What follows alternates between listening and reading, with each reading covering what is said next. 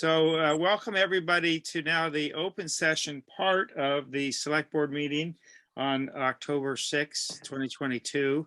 And right at 7 o'clock, as George noted on time, we're going to start the open session portion of it.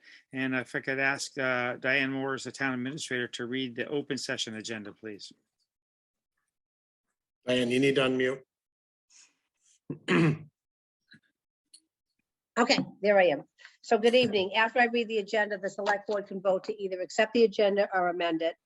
We do have a public comment tonight. We have Rick Tarara here from the DSC TV. Items may be taken out of order and topics not anticipated 48 hours in advance may be added.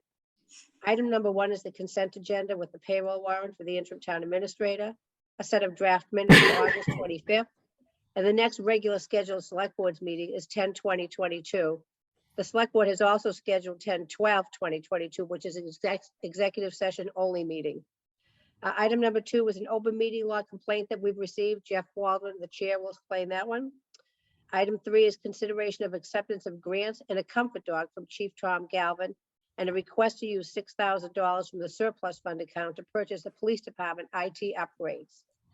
Item number 4 is an other post-employment benefits trust update. Parker Elmore from Odyssey Advisors will be here.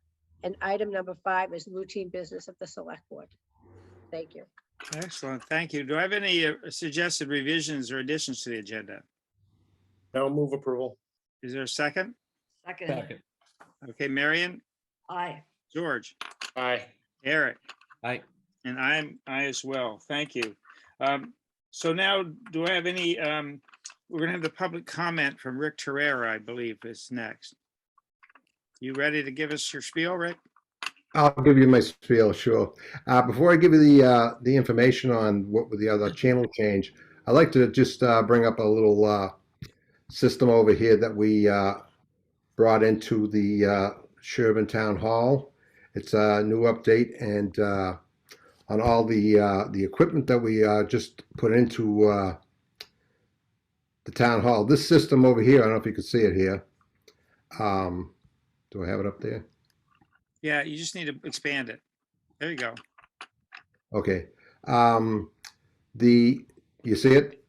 Yes. 'Cause I don't have it on there. All right. So, anyways, that new equipment is was put into the town hall. That takes the work. It's a workhorse of the 3 pieces of equipment that we took out of the town hall. If you notice, we didn't have a bulletin for the past maybe month and a half, 2 months. That's all been changed now. This new expensive equipment has been put in there, and we've updated it, so it's going to be lasting maybe about 10, 12 years for you. This brings out all the information and meetings to Verizon, Comcast, and it's all the production is done out of the town hall for the government channel. On the government channel, we haven't changed, but we got a letter from the Mike Klein, the executive program director for the Dover Sherborn Cable TV, and he got it from the Comcast saying they were going to change the channels, and the channel change was here. We used to have channel 22 changed. It's changed to channel 99. Verizon is not being touched, but the Sherborn government channel is now 99. It's advertised on the government channel bulletin, and it's also on the public access bulletin that I put it on from out of the town hall. I'm sorry, out of the high school where we have the main studio. That Sherborn government channel is now 99. So if everybody take a information on that. We have other channels that were changed too. You have the Sherborn public access channel. That was changed from channel 8, and that's now channel 9. That's also changed. And the other channel that was changed is channel 98, which is now channel 8 for the Dover Sherborn Educational. That's posted on the bulletins now, and I'll put these on. This is also on the website, so you can see it if you want to know what channels they are. I know it's confusing, but we have no say on how they do these channels. If you have a question on this, you can call Comcast and ask them why they changed the channels. But Verizon once in a while changes channels on us, and anybody who's a resident on both in any town of Dover or Sherborn can see that once in a while they change their channel and you can't say anything about it. So yeah, this is what we had to bring in for you tonight. We want to make sure the residents know that it has nothing to do with us at DSC TV, and this channel is now changed to 99. So from now on, you'll be watching 99. Besides the channels though, Rick, if I'm not mistaken, this will also enhance our ability to have in-person meetings and have better audio and communications, particularly on the Verizon network. Is that right? Well, the audio has to be updated at the town hall. I mean, that's an old system there, and Yeah. we just updated. Well, we didn't. They had a grant in Dover, and they updated their audio system, and it was like about $12,000 there. Yeah. And they're all wireless mics. I mean, it's a beautiful system. I don't know if we could fit it into the room upstairs. It would have to be put some other place to install it because it takes up a little space. But Yep. it's a wonderful system, and you can hear everybody everywhere. And they use it in their great hall, so that place is much bigger than the rooms that we use at. It is. Yeah, it's a theater basically. Yeah. Right. Yes. So now, and they've got all the new speakers and everything to project it all over the town hall over there. Right now, we can use what we have. We have great mics in Sherborn.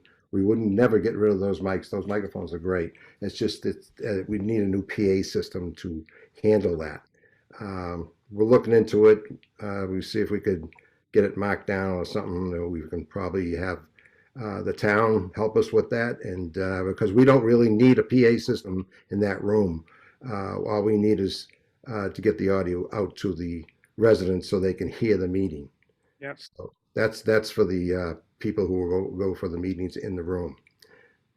So All if right. I don't answer any other question for you, I can bring this back. I think Mike's listen to this I think afterwards. Marion has a comment or a question. Sure. Yeah, I have a couple of things. First of all, Rick, thanks. You've been so good over the years. This is great to hear.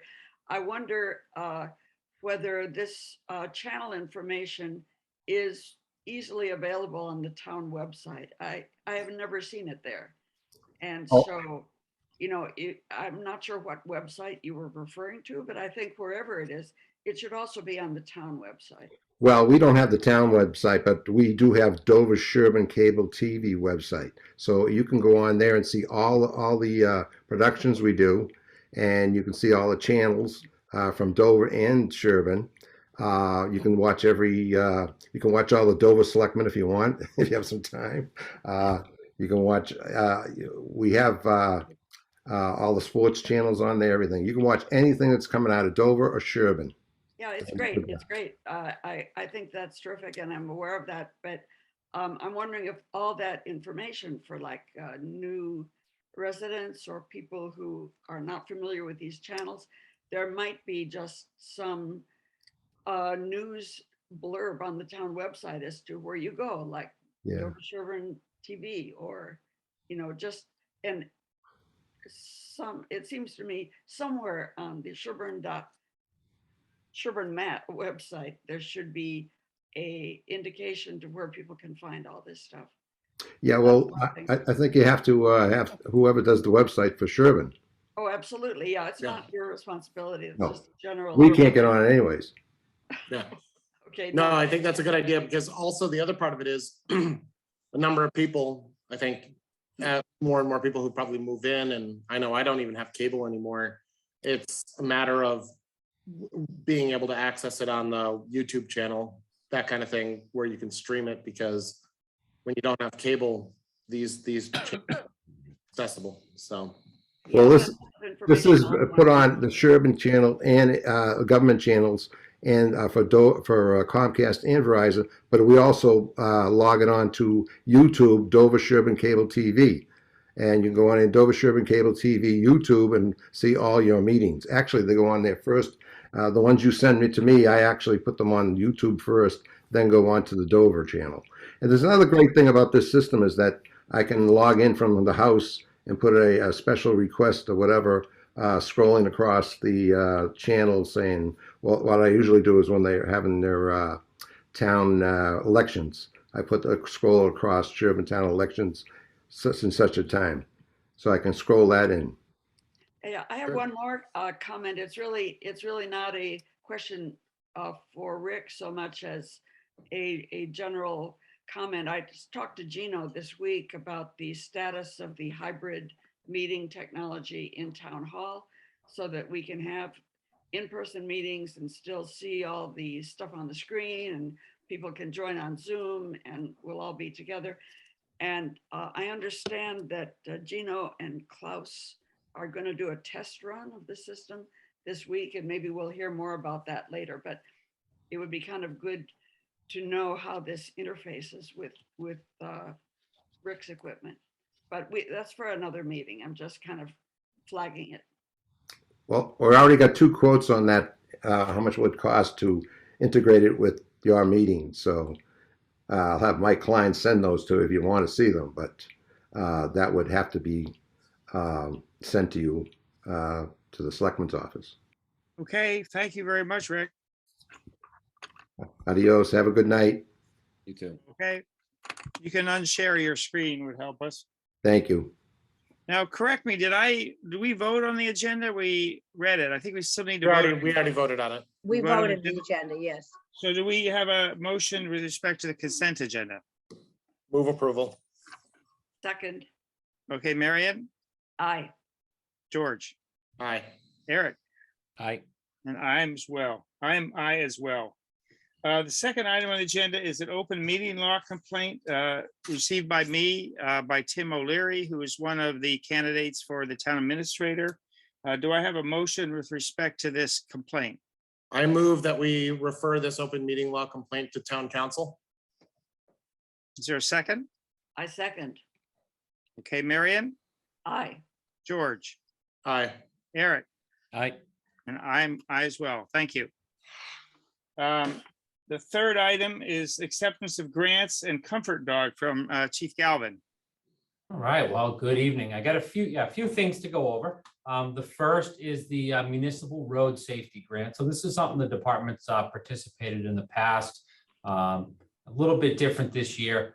There's a larger equipment portion of this, but the total grant this year is $18,932.72. It makes up 2 parts.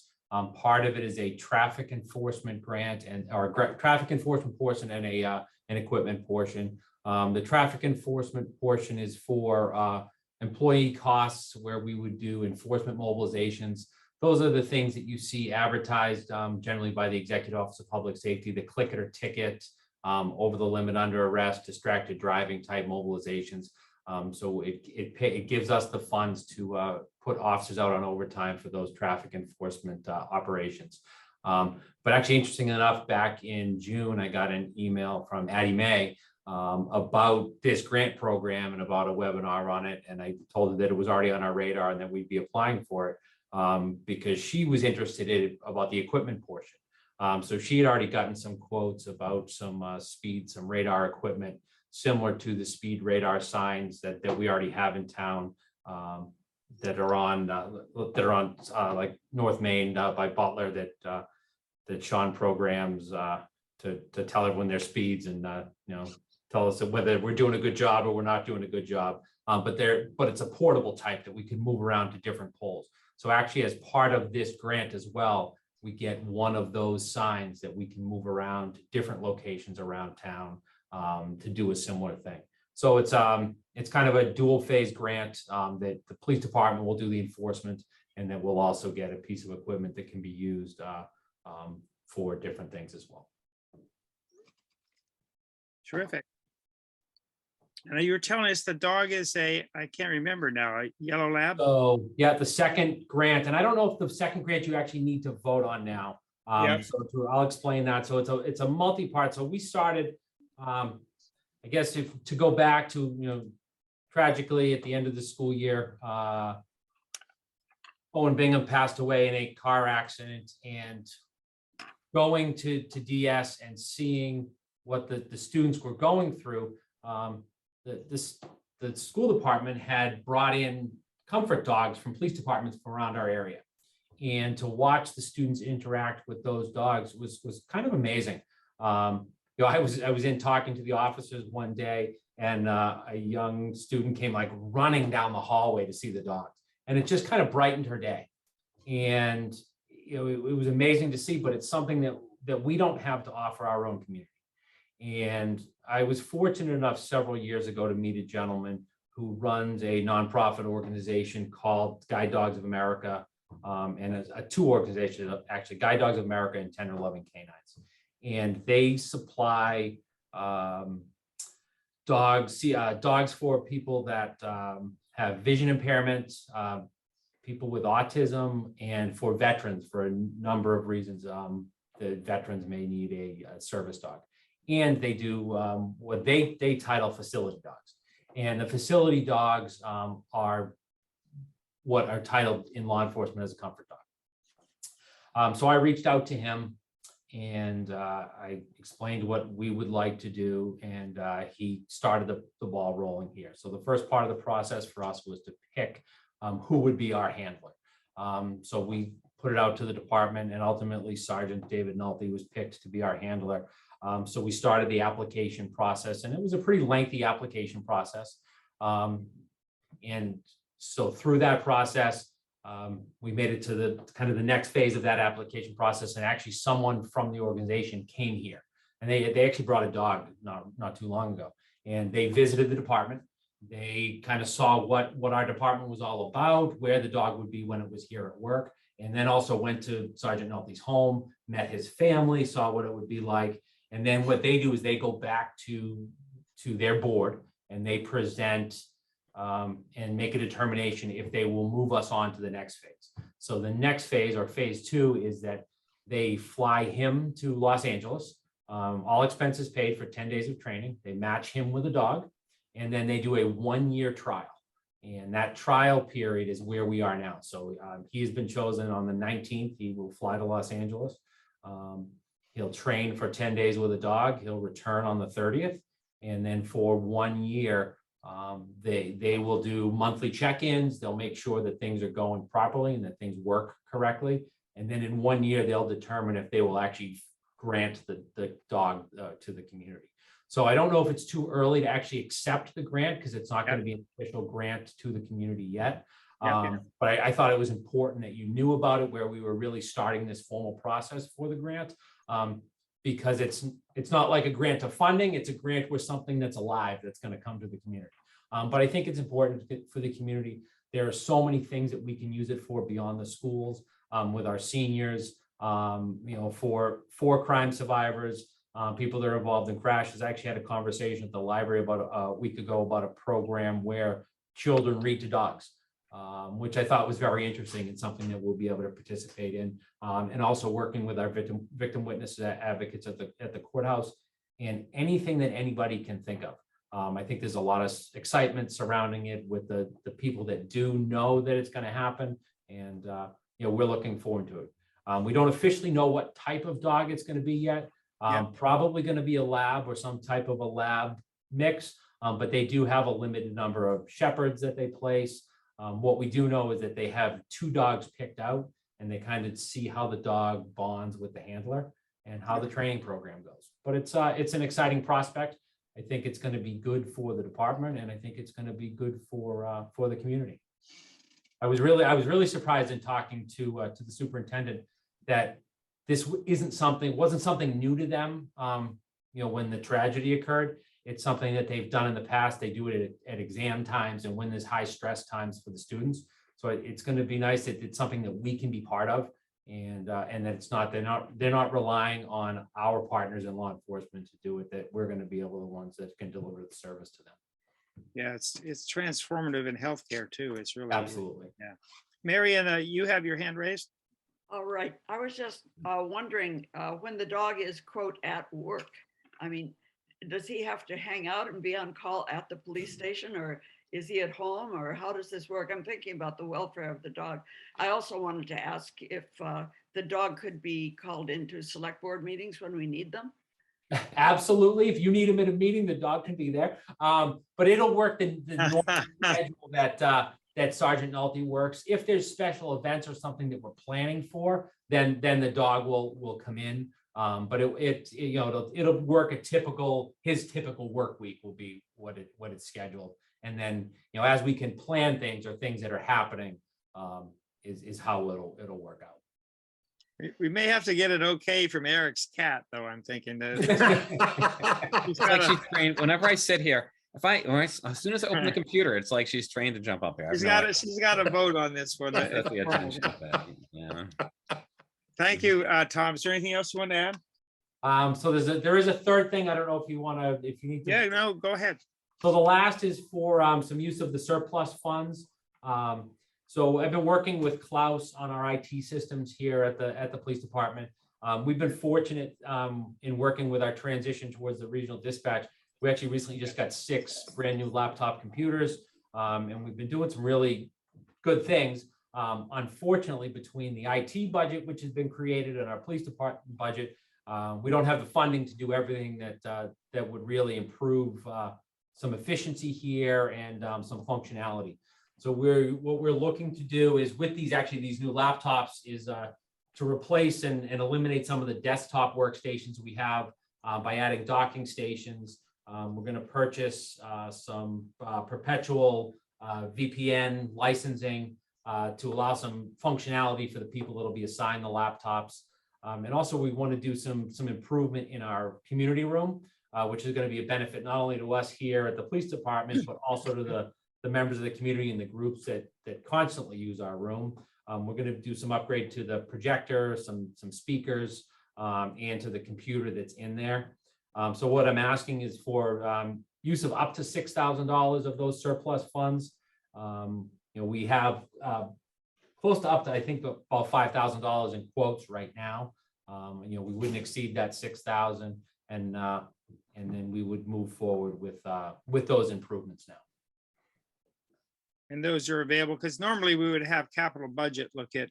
Yeah, so I did. It's a lot of small little things, kind of a conglomerate of small things versus what would be a large capital outlay. I did email Dan earlier, he's on the call last week to kind of outlay what we were looking at. It's really not a large capital plan. It's right. Kind of a bunch of small little things that we just don't have surplus in our operating budgets to do. Yeah. Okay. And that's it. Anyone else have any comment or questions? All right. I think this is great. Yeah, Thanks, Tom. Okay, so now we're, Heidi, we have Parker's here to do the presentation on the OPEB benefit update. Now, Parker, I actually uploaded the file, but you can share your screen if you want, or I can share my screen, whichever you prefer. You also need to unmute yourself. So if I unmute myself, you can actually hear me. Yeah. All right. Wonderful rules of. All right, get the right one of these. All right. Share. All right, hopefully you guys can see a presentation right about now. Perfect. Yep. All right. So again, anytime you have questions, speak up. I mean, this is meant to be interactive, so don't feel like you have to wait till the end or anything like that. So the wonderful world of OPEB. So I'll give you the quick 30-second overview about our firm. We've been doing this stuff since '98. I've been doing it a lot longer. It just means I'm old. We work with about 500 municipal entities around the country. We have an office in Nevada. We have an office in Connecticut. We now have one in Texas, which was recently added. And we're in 37 states, Europe, South America, Australia. So in other words, I spend a lot of time on planes. All right, enough of that. So, what happened since last year?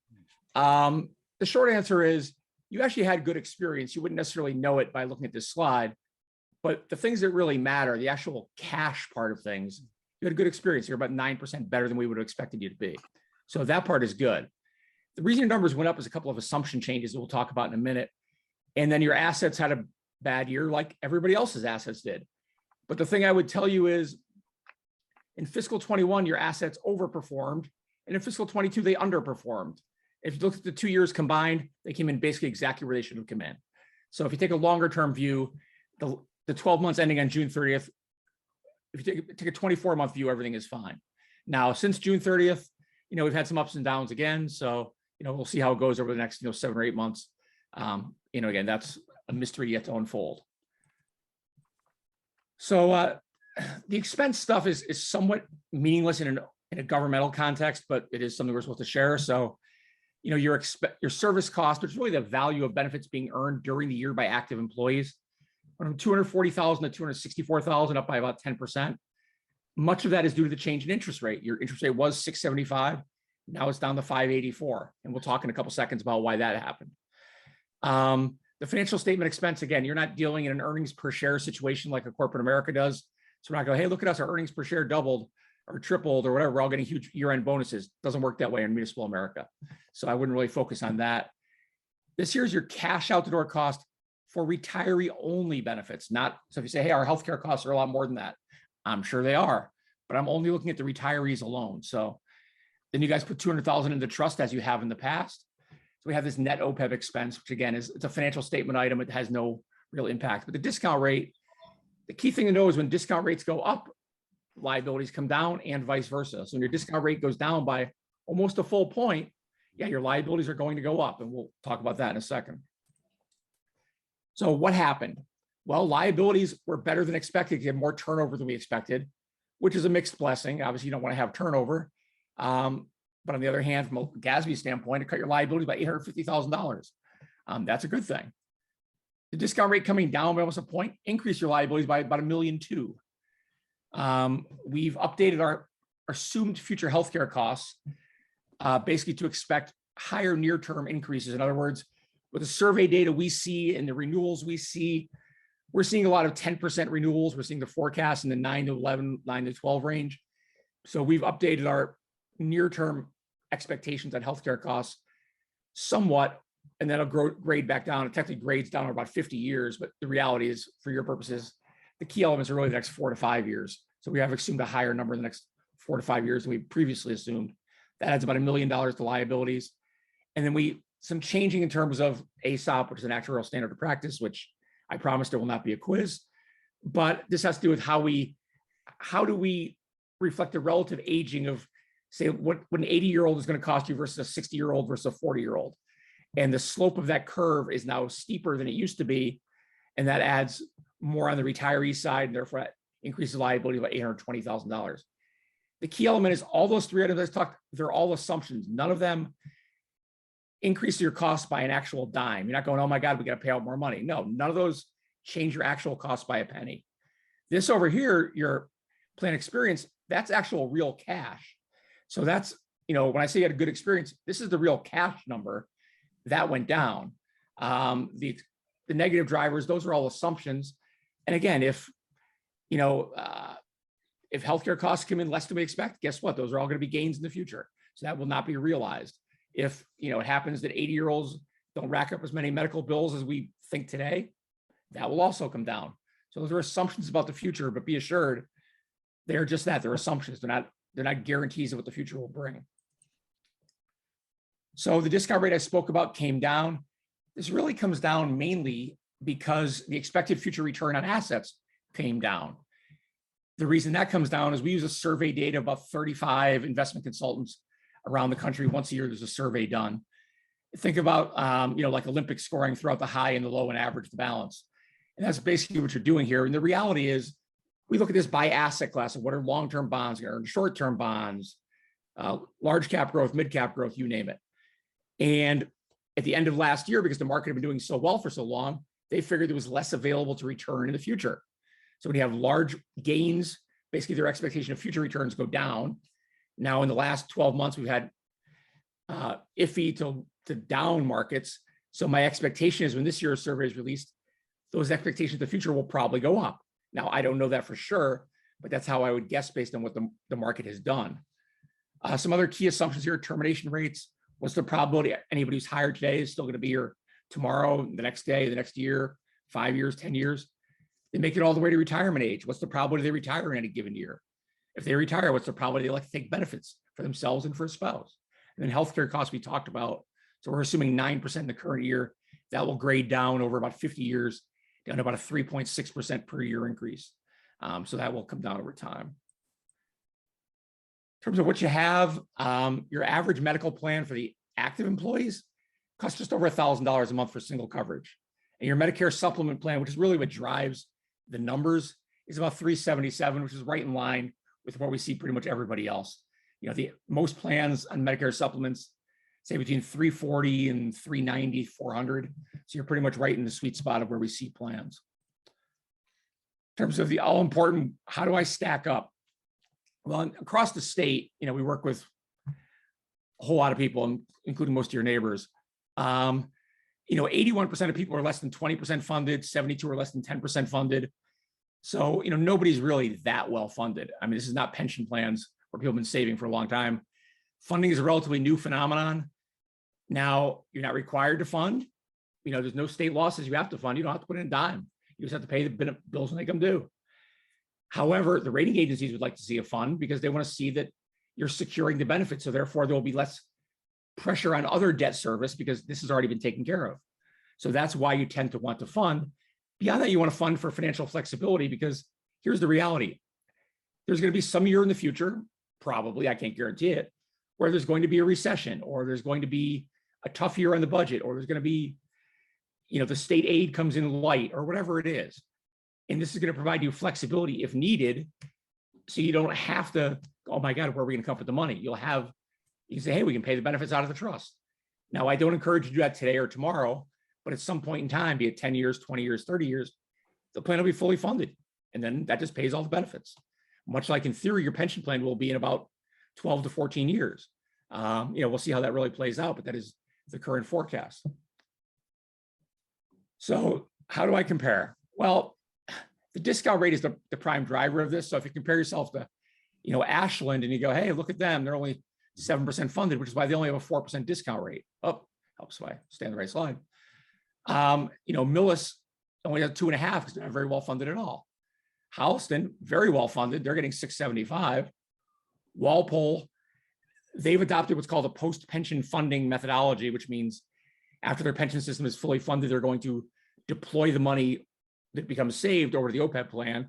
And they also have a very aggressive portfolio. Your portfolio is a little more conservative. So they get to use a 675. In Medway, same kind of a thing. They have a very aggressive portfolio. So again, the statewide average, what we see about 300, you know, almost 300 clients is about 4.3%. You're at, you know, your discount rate's 584. The statewide average in funding is about 14. You're at 19. So again, you're in very good shape, and your average cost for a retiree in a given year is about $5,600. The statewide average is $6,300. And again, among your peers, you're kind of right in the middle. I mean, Medway is an anomaly, but everybody else is pretty much right where you guys are. So again, you're not giving away the store, but neither are you also being cheap about it. Your plans are right in line with where your peers fall. I talked about this service cost earlier. You know, what is the value of benefits being earned by the active employees? I guess I would guide you to the 2276 number. So if you think about it, Johnny or Mary works for you and they make $50,000 a year, to make the math easy. They're also earning $2,200 a year in what I would call deferred compensation. They'll be payable in medical benefits in retirement. So just think about it when you're thinking about how much somebody costs you to employ. There's this $2,200 non-cash compensation they're getting. It just won't be payable for 20, 30, 40 years. So you have to think about that when you think about what employment costs. And then the all important, you know, what do things look like in the future? So under your current funding schedule of $200,000 a year, you're projected to be fully funded on or about 2056. So again, you will get there in, you know, about 35 years. Now you can certainly decide to redeploy some pension funding when it's available. You will get there sooner. You can increase your pension contribution from 200 to 300, 400, whatever. You can certainly get there sooner. But again, there's no obligation to fund a dime. You know, the rating agencies like to see it. You know, we as an actuary acknowledge, you know, we like to see benefits be funded. We like security, that's good. But you don't have an obligation to do it. It's the future taxpayers are going to be very, very happy that you funded because they're going to go, this is great. We don't have to worry about this thing. On the other hand, I recognize you have taxpayers today who, okay, why am I paying the bills for the guys that didn't fund 30 years ago? That's a valid argument that people 30 years ago should have funded, but they didn't. So this is where we are. And the question is, how do we get from here to there? And this kind of shows you what's going to happen. Now, the two right-hand columns, I guess, is what I try and guide people to. Because the problem is, if you look at the left-hand side and see you go from 11 million to 46 million, your first thought is going, why even try? This is ridiculous. I can't even do anything about it. But the right-hand column is trying to put it in today's dollars. So you're going to go from 11 million in 2022 to 14 million in 2061. So it's going to go up by about 20% over 40 years in today's dollars. That's a manageable number. The pay-as-you-go cost will go from about 500,000 to 650. So it goes up by about 30% in 40 years. Again, these are manageable numbers. So you don't have to wait for things to fall off a cliff to do something. You can make modest changes, chip away at a little bit at a time. So you don't have to just wait until disaster occurs and go, oh my God, what are we going to do? I mean, I recognize that's what Congress does, but you don't have to be that way. You can actually take, address these problems and make minor plan design changes, make minor changes, to contributions if you wish, or make design changes. Here's the reality. If you're going to change plans, now, again, I'm not saying you shouldn't change active plans. That's great. Do what you want to do. But when it comes to OPEB, the Medicare supplement plan is where the money is. So if you're trying to address OPEB and you're looking at the plans, Medicare supplements where you want to go. And the reality is prescription drugs is where the money is. So when you're going to get your savings, you're going to do things largely on the formulary. Not going to be popular because whatever thing you decide to cut on the formulary, somebody is probably using that drug and they're not going to be happy about the change. But that's where your savings are. So that's really all I got. I mean, you get the pretty little ending question photo, but that's what I got. Questions, comments, concerns? All right. Hopefully Great presentation, and I'm a former Aetna employee, so I spent a lot of time with actuaries in my day also. But that was a terrific overview of the system, and in terms of current negotiating with employees, but also understanding the long-term perspective. Heidi, did you want to provide us some guidance too? Yes, I just want to say one of the things I talked with Parker about is what can we do what things could we improve as a town? Like our discount rate, it went down. Like what factors make that? Do we have any control over some of these factors? Yeah. What would be fiscally prudent? And one of the things he brought up was having a formal funding plan. Like right now, it's just informal. We decide 200,000, we look at it, but there's like even the rating agencies, when I go for S&P, they said, do you have a plan? So as I've been formalizing more plans here and policies, this is one I'll probably be coming up to next month. I just went to advisory and they've approved one. And by moving, when we fully fund our retirement plan in 2037 on or about there, that's a time we could possibly move more money towards this. So the funding plan I'll be presenting shows that would allow the actuaries to give some definite calculations and some time and something to work with. No, that's great. I think we definitely had a plan. It just wasn't documented. I guess I think it's been pretty consistent, but not being able to communicate what we're doing. Right. So this was the background I want to lay. So when I come next month to talk about it, everyone will know why. Sounds good. We appreciate it. Thank you very much, Parker. No, very welcome. Yeah, thank you, Parker. We appreciate it. Yeah. Does anyone else on the select board have a question? All right, Diane's other big job is keeping me on the straight and narrow. So she let me know that we didn't vote on the police, 2 items on the police department, because I didn't call for a vote. So we need to vote on, I think we can vote them together. One is to apply $6,000, up to $6,000 of surplus funds for IT upgrades, and also the acceptance of $18,943.72 of the municipal safety grant. So do I have a motion to accept those 2 items? So moved. So moved. We'll make you a second, Marion. Second. Marion? Second. Marion? Aye. No, George? Aye. Eric? Aye. And I am as well. And thank you, Diane, for keeping me honest. Are there any select board reports tonight? I have one. You're finished, aren't you, Heidi? I'm going to put your hand down if that's all right.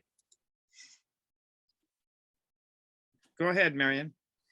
Okay, I'm sure you're all aware that there's a new 40B project proposed for the intersection of Greenwood and Washington Streets, also from Bob Murchison. It's a 4-acre project, 4 houses on 4 acres. It uses part of a larger 18-acre property that he has. The remaining 14 acres is, we understand, going to be another 40B development that we haven't seen the details of yet. I'm bringing it up now just to raise awareness that the town was notified of this on September 27th. And we now know that the comment letter from the select board to Mass Housing is due on November 4th. Of course, we'll ask for an extension as usual, but a site visit is scheduled for October 17th. We intend to request at least a 15-day extension. We could ask for 30, but I think that's a little bit hard to justify. Well, I guess I have a question there, but I'll let you finish first, though, Diane, or Right. Mary Ann. Okay, so either 15 or 30, we can talk about that. But in the meanwhile, the select board, we won't send that extension request until later. It's better to wait. So we'll probably wait until Diane suggested the October 17th, just after the site visit, for example. But meanwhile, we will send out a letter to the relevant board and committee chairs requesting their analysis and input. We want to do that early because it takes time to put this all together, as you know. Yes. And we'll basically use the same format letter that was used for the farm road homes. That seemed to work very well. So that will have the deadlines for input and all that. So we will need to talk about assembling the select board letter by November or whenever the deadline is, and we can talk about that some more. I have a question. Are you ready for a question, or do you have more you want to say? No, I'm ready for a question. Because my concern is, it seems like I don't really realize, is it normal that we would vote just on these 4 houses? I would think you would vote on the whole project. You know, this is exactly the issue that came up on the Farm Road project. Yes, And we're Yes. going to go through the same arguments again. yes, Obviously, the Board of Health and Concom and all of us would rather look at the project as a whole. yes, But once again, it's legal. As far as we can tell, it's legal to do it this way by the strict, you know, within the 4 corners of the law, it can be done this way. Although from an impact statement, an impact perspective, it doesn't really make sense, but it looks like that's the way we're going to have to deal with it. So for right now, we just have this 4-house proposal. One house is affordable. yeah, that's right. One of them is, huh? It's on the website, town website. called Yeah, Termination and Rates. Jeannie has invited everybody to the tour. She's got some people confirmed already. Of the select board, I probably will go. Anyone else? I can't do it at that day at that time. Yeah, I'm in Chicago that whole week. Yeah, So understandable. I'll go. I would still be inclined to go for 30 days instead of 15, particularly because Thanksgiving is an intervening week in that period of time too. That's right. So- And we want to get public input. Yes, and uh, I think we're going to get the apartment complex. I did talk to Bob. We're going to get the apartment complex fairly soon. Well, that I would be don't know if good. there's a way to join them after the fact or not, but you have to treat each application separately. Well, he's treating them separately. Mass Housing has the first one and not the second. Yes, So that puts us in kind of a bind, you know, but yeah, as far as the environmental and wetland and all that, yeah, sort of thing, I think it's perfectly legitimate to look at the whole thing collectively. Because, you know, we have to analyze it that way. It's the same watershed, the yeah, same wetlands. yes. Okay. Does anyone else have a question on that, or? So Any if other it's select- okay with all of you, Diane and Will or Jeannie, whichever will, I guess Diane will send out the letter to boards and committees. And Yeah. Diane and I will just review that. Yeah, before. I But those could go out anytime. told Jeannie today too, she sort of had an informal list, but let's make sure we have the board chairperson, because for example, the planning board had Addie May and Gino, but it didn't have Chris Owen listed. So we should always have the chair on there and they can delegate who from their board will be responding for them. It may be more than one who, but Did you want to add something, Diane? No, I just want to let Mary know that I just texted Jeannie and asked her to work with you on getting that, just reviewing that email that we'll get out to the boards and committees for their comments. That we want to get it out early.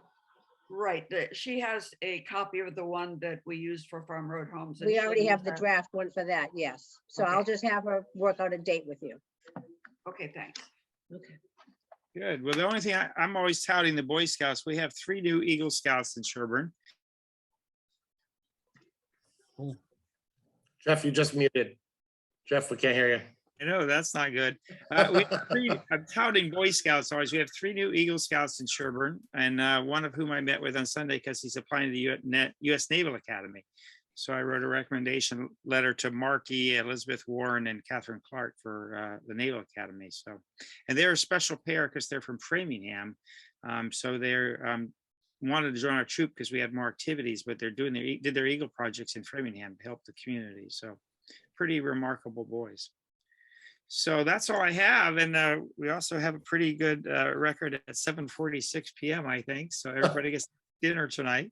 Did you have something else, Marion? Yeah, we can't leave this early. Sorry, you guys. Yeah. I can't. Well, let you go. my only caveat is I'm going to see you Wednesday. So you're not getting a 2-week reprise. You're only getting a 4-day reprise. That's right. I wanted to add one more little select board report.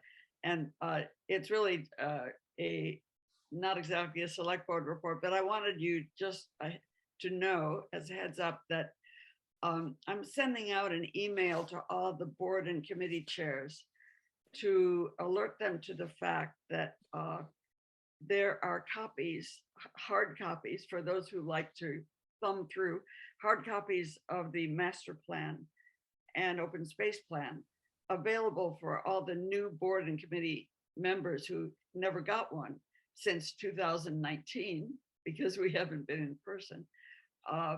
They will be available to pick up at town hall at the selectman's office.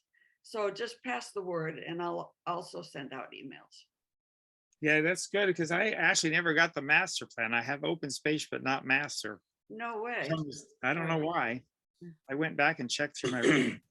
All right. So do I have a motion to adjourn the meeting tonight? So moved. Second. All right. Marion, Aye. George, Aye. Eric, Aye. and I might as well. Thank you. And thank you, Diane. Have a good night. Take care, guys.